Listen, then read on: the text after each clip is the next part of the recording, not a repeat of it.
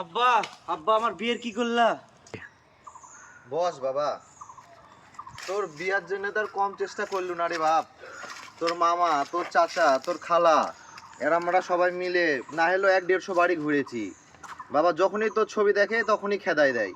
যখন কোনো রকম কোনো বাড়িতেও ঢুকি, সামনে চাটা নিয়ে এসে দেয়। তোর ছবিটা যখন দেখায় তখন চাটাও নিয়ে চলে যায়। এতই লজ্জা পাই রে বাপ। 500 টাকা, 1000 টাকা, 2000 টাকা করে দিয়ে দিয়ে আমি মেয়েগুলো দেখছি বাপ।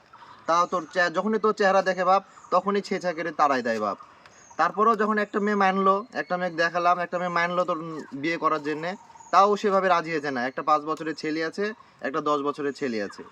তাও মেয়ের স্বামী থাকতো বিদেশে, অন্য ছেলের সাথে কুকীর্তি করতে যা ধরা খাইছিল, তাই ওর স্বামী আর ওকে লেয়নি। ওই মেয়েটা তাও এখন রাজি হচ্ছিল না। তাও যখন বললাম যে হচ্ছে তুই 1 বছর পর পর বাইরে দেশে আসিস, দেশের বাইরে থাকিস, তখন গাতি একটু একটু মানছে। এখন কি করবো বল বাপ, তুই বল। তোমরা যেটা ভালো মনে করো সেটাই করো, আমার একটা মায়া হলেই হইব। ঠিক আছে বাপ, তুই যখন বলছিস তাহলে দেখি, আমি কথা বলে দেখি কি করা যায় তোর জন্যে। যত তাড়াতাড়ি করন যায় তত তাড়াতাড়ি করো। কাল শুক্রবার আছে, ওই দিনই করো, ভালো হইব। ঠিক আছে বাপ, তাহলে আমি সেভাবেই ব্যবস্থা করছি। দেখি তো চাচাদের সাথে কথা বলি কি হয়। তুই এখন যা বাপ।